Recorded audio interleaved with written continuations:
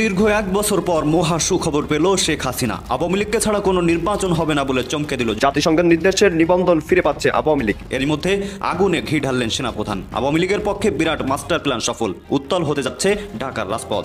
রাজনৈতিক দল হিসেবে আওয়ামী লীগের নিবন্ধন ফিরিয়ে দিতে নির্বাচন কমিশনকে নির্দেশ দিয়েছেন আপিল বিভাগ। এই মুহূর্তে আওয়ামী লীগের জন্য সুখবর।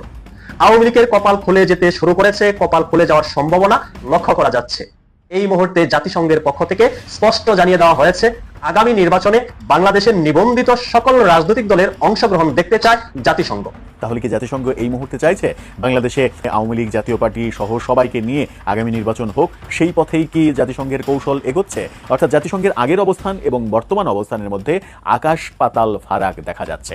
এই ফারাকটা কেন? তাহলে কি পরিস্থিতি পাল্টে গেছে? হাসিনার স্বীকৃতি চেয়ে ইউনুস এবং জামাত সম্পর্কে ট্রাম্পকে একই পরামর্শ দিলেন রুবিন। মাইকেল রুবিন একটা গুরুত্বপূর্ণ কথা বলেছে। ট্রাম্পকে এবং মার্কো রুবিওকে পরামর্শ দিয়েছেন জামাত ইসলামকে বাংলাদেশে সন্ত্রাসী সংগঠন হিসেবে নিষিদ্ধ করার জন্য এবং প্রধানমন্ত্রী শেখ হাসিনাকে স্বীকৃতি দিয়ে দায়িত্ব বুঝিয়ে দেওয়ার জন্য তিনি একটা আওয়ামী লীগের জন্য সুখবর। আওয়ামী লীগের কপাল খুলে যেতে শুরু করেছে, কপাল খুলে যাওয়ার সম্ভাবনা লক্ষ্য করা যাচ্ছে। এই মুহূর্তে জাতিসংঘের পক্ষ থেকে স্পষ্ট জানিয়ে দেওয়া হয়েছে, আগামী নির্বাচনে বাংলাদেশের নিবন্ধিত সকল রাজনৈতিক দলের অংশগ্রহণ দেখতে চায় জাতিসংঘ।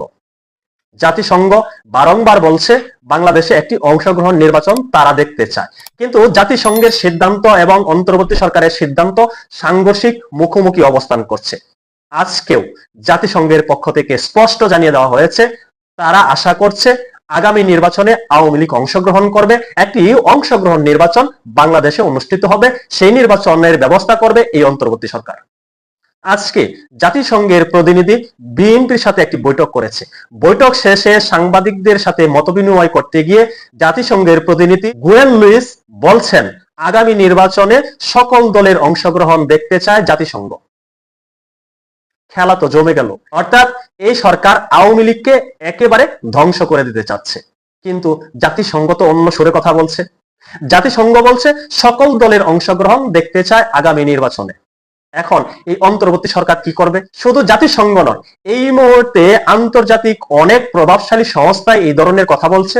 বাংলাদেশ নিয়ে তারা এই মুহূর্তে মুখ খুলছে। মুখ খুলতে গিয়ে তারা বলছে বাংলাদেশে যেন একটি অংশগ্রহণ নির্বাচন হয়, তার আশা তারা করছে। জাতিসংঘের পক্ষ থেকে কিন্তু পূর্বে বলা হয়েছে কোন রাজনৈতিক দল নিষিদ্ধ হোক, এটা জাতিসংঘ চায় না। কিন্তু আমাদের অন্তর্বর্তী সরকার একঘেয়েমি করে একটি নির্বাহী আদেশের মাধ্যমে আওয়ামী লীগকে নিষিদ্ধ করেছে। এতে এই মুহূর্তে এই অন্তর্বর্তী সরকার নানানভাবে চাপে পড়েছে বলে অনেকে মনে করছেন। আন্তর্জাতিক চাপ বাড়ছে এই অন্তর্বর্তী সরকারের প্রতি। অন্তর্বর্তী সরকার আন্তর্জাতিক চাপে পড়েছে আওয়ামী লীগ ইস্যুতে। আওয়ামী লীগকে নিষিদ্ধ করে এই মুহূর্তে উভয় সংকটে পড়েছে এই অন্তর্বর্তী সরকার, অন্তর্বর্তী সরকারের প্রধান উপদেষ্টা ডক্টর ইউনূস। এখন এমন একটা অবস্থা, এই ইউনূস কি করবে বুঝে উঠতে পারছে না। এখন যদি এই অন্তর্বর্তী সরকার চিন্তা করে আওয়ামী লীগের বিরুদ্ধে যে নিষেধাজ্ঞা আছে সেটি তুলে নেবে, অন্যদিকে যারা আওয়ামী লীগ বিরোধী রাজনৈতিক দল আছে, আওয়ামী লীগ বিরোধী শক্তি আছে, তারা বলছে এই ধরনের চিন্তা যদি এই সরকার করে তাহলে এই সরকারকে উৎখাত করা হবে। মাইন্ডকার ছিপায় এই অন্তর্বর্তী সরকার আওয়ামী লীগকে নিয়ে। আওয়ামী লীগকে যদি এভাবে নিষিদ্ধ না করতো, হয়তো বা এই ধরনের চাপে পড়তো না এই অন্তর্বর্তী সরকার। যাই হোক, আওয়ামী লীগের জন্য সুখবর, জাতিসংঘ সকল রাজনৈতিক দলের অংশগ্রহণ দেখতে চায়। সকল দলের কথা বলতে গেলে এখানে তো আওয়ামী লীগকে ব্যতি রেখে বলা হয় নাই। এখানে জাতিসংঘের প্রতিনিধি বলছেন সকল দল। সকল দল বলতে গেলে অবশ্যই সেখানে আওয়ামী লীগ আছে। আরেকটা গুঞ্জন আছে, অনেকে মনে করেন আন্তর্জাতিক চাপ বাড়ানোর জন্য আন্তর্জাতিক ভাবে কাজ করছে আওয়ামী লীগ। আওয়ামী লীগ ষড়যন্ত্র করে এই ইউনূস সরকারকে বিতাড়িত করতে চাচ্ছে, এই ইউনূস সরকারকে চাপে রাখতে চাচ্ছে। তবে যদি আওয়ামী লীগ এই ধরনের কার্যক্রম করে, আন্তর্জাতিক সংস্থা দিয়ে এই সরকারকে চাপ প্রয়োগ করার চেষ্টা করে, এটিকে আমি কখনোই ষড়যন্ত্র বলবো না। আমি পূর্বে বলেছি, আপনার কাছে যেটি ষড়যন্ত্র আমার কাছে সেটি কৌশল, আমার কাছে যেটি ষড়যন্ত্র আপনার কাছে সেটি কৌশল। দেখা যাক কি ঘটে। জাতিসংঘ বারংবার কিন্তু বলছে একটি অংশগ্রহণ নির্বাচন তারা দেখতে চায়। সরকারের জন্য বিষয়টি অনেকটা রেড অ্যালার্টের মতো বলেই আমার কাছে মনে হয়েছে। কথাগুলো হয়তো বদলে দিতে পারে ঢাকা, ওয়াশিংটন, ইসলামাবাদের রাজনৈতিক মানচিত্র এবং রাজনৈতিক চালচিত্র। মার্কিন নিরাপত্তা বিশ্লেষক মাইকেল রুবিন তিনি ট্রাম্পকে এমন কিছু পরামর্শ দিয়েছেন, মার্কো রুবিওকেও দিয়েছেন একই সঙ্গে, এবং সেটা বাংলাদেশ সম্পর্কে, যেখানে মূল চরিত্র আসলে প্রফেসর ইউনূস আমাদের প্রধান উপদেষ্টা, শেখ হাসিনা আমাদের সাবেক প্রধানমন্ত্রী, জামাত ইসলামী বাংলাদেশ আমাদের দেশের একটি রাজনৈতিক দল, ডোনাল্ড ট্রাম্প মার্কিন প্রেসিডেন্ট এবং মার্কো রুবিও মার্কিন পররাষ্ট্র মন্ত্রী। তার কথাগুলো পড়ে আমি আসলে চমকে গেছি। আমার বিশ্বাস এটি শুনলে যিনি শুনবেন তিনি চমকে যাবেন। আমি যে শিরোনামটি রেখেছি সেটি শুরুতে আপনাদের বলতে চাই। সেটি হচ্ছে আমার শিরোনাম, হাসিনার স্বীকৃতি চেয়ে ইউনূস এবং জামাত সম্পর্কে ট্রাম্পকে একই পরামর্শ দিলেন রুবিন। নিশ্চয়ই এর ভিতরে কিন্তু অনেক রহস্য আছে। মাইকেল রুবিন সম্পর্কে আপনারা হয়তো জানেন, বা যারা জানেন না তাদের জন্য বলছি। তিনি হচ্ছেন আমেরিকান এন্টারপ্রাইজ ইনস্টিটিউটের সিনিয়র ফেলো এবং মিডল ইস্ট ফোরাম একটি প্রতিষ্ঠান আছে, এর ডিরেক্টর অফ পলিসি অ্যানালিস্ট। আর আমেরিকান এন্টারপ্রাইজ ইনস্টিটিউট হলো রিপাবলিকান পার্টিতে পরামর্শদাতা প্রভাবশালী প্রতিষ্ঠান, মানে যেই পার্টির ডোনাল্ড ট্রাম্প হচ্ছেন প্রেসিডেন্ট, প্রার্থী হিসেবে প্রেসিডেন্ট হচ্ছেন। এছাড়া প্রাক্তন পেন্টাগন অফিসার, মধ্যপ্রাচ্য এবং নিরাপত্তা বিষয়ক বিশ্লেষক মাইকেল রুবিন। এ কারণেই আসলে তার কথার পেছনে কৌশলগত এবং নিরাপত্তাজনিত ওজন আছে, এটা ভেবেই আসলে আমি তার এই লেখাটি নিয়ে, তার কথাগুলো নিয়ে কথা বলতে চেষ্টা করছি। তো কোথায় পেলাম এটি? মাইকেল রুবিন আসলে একটি লেখা লিখেছেন ফার্স্ট পোস্টে। এটি একটি অনলাইন গণমাধ্যম। এখানে তিনি যে লেখাটি লিখেছেন সেই লেখার শিরোনাম হচ্ছে why Trump should not double down on Biden's failed Bangladesh strategy. এই শিরোনাম তার লেখার ছিল। এই লেখায় রুবিন প্রেসিডেন্ট ডোনাল্ড ট্রাম্প এবং পররাষ্ট্রমন্ত্রী মার্কো রুবিওকে বেশ কিছু বিষয়ে সতর্ক করেছেন এবং পরামর্শ দিয়েছেন। সতর্ক করে তিনি বলছেন তাদের উচিত নয়, মানে ট্রাম্প এবং রুবিও, তাদের উচিত নয় বাইডেন প্রশাসনের বাংলাদেশ বিষয়ক নীতি এখনো অনুসরণ করে যাওয়া। এটি আমরা জানি, আমি আর সেই ব্যাখ্যা গেলাম না।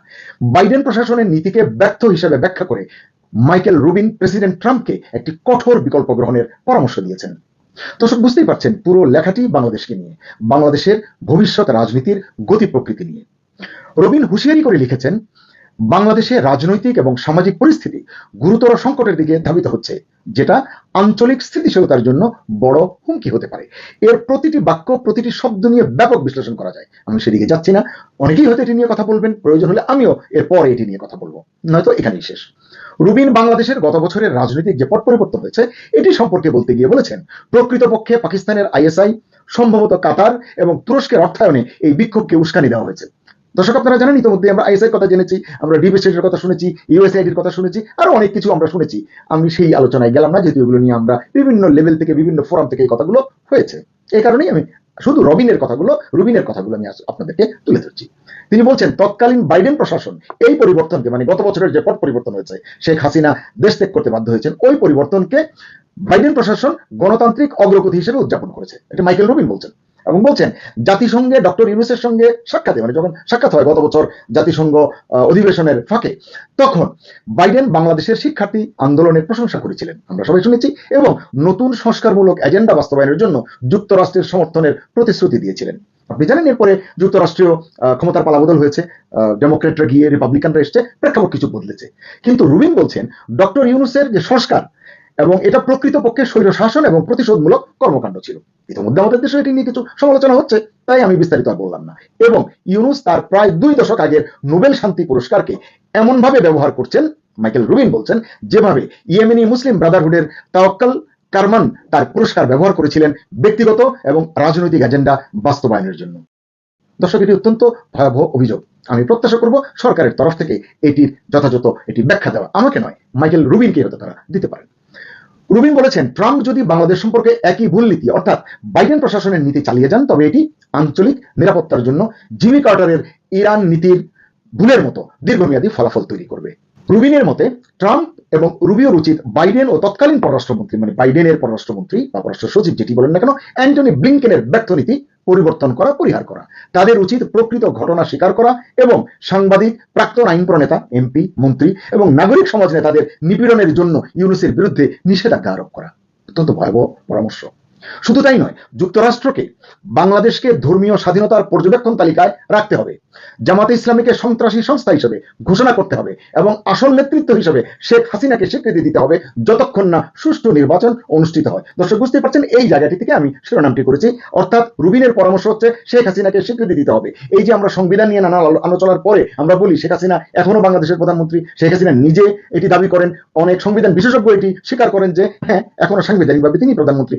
রুবিন রুবিন বলছেন যে শেখ হাসিনাকে তার ক্ষমতা ফিরিয়ে দেয়া, মানে তাকে প্রত্যাবর্তনের সুযোগ দেয়া, এবং জামাতে ইসলামীকে একটি সন্ত্রাসী সংগঠন হিসেবে ওই যে উগ্রপন্থার যে বিকাশ ঘটছে, যেটি জাতিসংঘে এবং বিভিন্ন ফোরামে মানবাধিকার সংগঠনগুলো বলছে, আওয়ামী লীগের নেতাকর্মীরা বলছেন, এগুলো আসলে সিমেন্টেড হচ্ছে। ধীরে ধীরে এগুলো শক্ত হয়ে সরকারের উপরে, ইউনূস সরকারের উপরে চাপ যে আসছে। আমি এর আগে একটি কন্টেন্টে বলেছিলাম সরকারকে এই জায়গাগুলোতে সচেতন হতে হবে, এগুলোকে অ্যাড্রেস করতে হবে। আসলে সেই জায়গা থেকেই আমার শিরোনামটি এমন করেছি, এবং আমি চেষ্টা করেছি নিজে কোনো বিশেষ বক্তব্য না দিয়ে রুবিনের কথাগুলো আপনাদের সামনে তুলে ধরতে।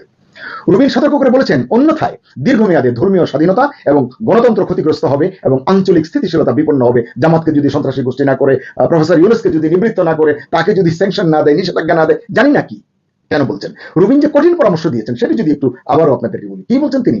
বলছেন বাংলাদেশের জামাতে ইসলামীকে যুক্তরাষ্ট্রের টেরোরিস্ট তালিকায় যুক্ত করার উপর তিনি বারবার জোর দিয়েছেন, একাধিকবার তার এই লেখায় জোর দিয়েছেন। লেখাটি সংশ্লিষ্ট সকলকে আমি পড়তে অনুরোধ করব।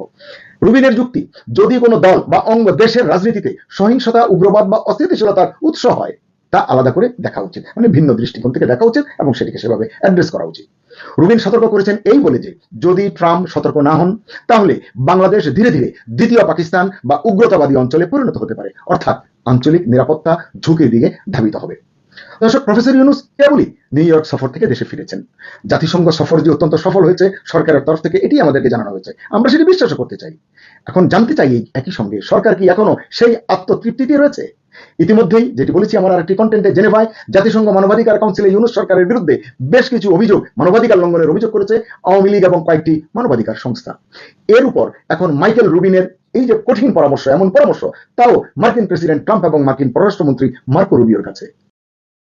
আওয়ামী লীগ তার জায়গা থেকে ট্র্যাকে ফিরতে চেষ্টা করবে, এতে আমি দোষের কিছু দেখি না। একটি রাজনৈতিক দল হিসেবে সে তার চেষ্টাটুকু করবে। সরকার কিভাবে এটিকে হ্যান্ডেল করবে, আন্তর্জাতিক বিশ্বকে কিভাবে বুঝাবে, কি বুঝাবে, এটি সরকারের ব্যাপার, সরকারের কূটনৈতিক বিষয়। একজন বিশ্লেষক হিসেবে আমার দায়িত্ব হলো বাংলাদেশের রাজনীতি সংশ্লিষ্ট বিষয়, তা ভালো হোক বা মন্দ হোক, তা সরকার, প্রশাসন এবং আপনাদের সামনে তুলে ধরা আমি আমার দায়িত্ব এবং উচিত বলে মনে করেছি। এই স্টোরিতে আমি নির্মোহ দৃষ্টিভঙ্গিতে মাইকেল রুবিনের কথাগুলো সংক্ষেপে তুলে ধরেছি। আমার ব্যক্তিগত বিশ্লেষণ করার যথেষ্ট সুযোগ কিন্তু এখানে ছিল বা আছে। ভিডিওর পরিসর চিন্তা করে আমি তা থেকেও বিরত থেকেছি। শেষ করতে চাই, সবশেষে জানতে চাই আপনি কি মনে করছেন মাইকেল রুবিনের এই পরামর্শগুলো কতটা বাস্তবসম্মত এবং কতটা যৌক্তিক? এছাড়া ট্রাম্প কি রুবিনের কথা শুনবেন, পরামর্শগুলো বাস্তবায়ন করবেন? আর এই প্রেক্ষাপটে পুরো বিষয় যে উত্থাপন করলাম, আমাদের সরকার কি ভাবছে, আমাদের সরকার কি করবে? সরকার কি উত্থাপিত অভিযোগ থেকে মুক্তি পেতে কার্যকর কোনো পদক্ষেপ নেবে, অথবা তারা তাদের জায়গা থেকে এর কি ব্যাখ্যা দেবে? সময়ই আসলে সবকিছুর জবাব আমাদের সামনে।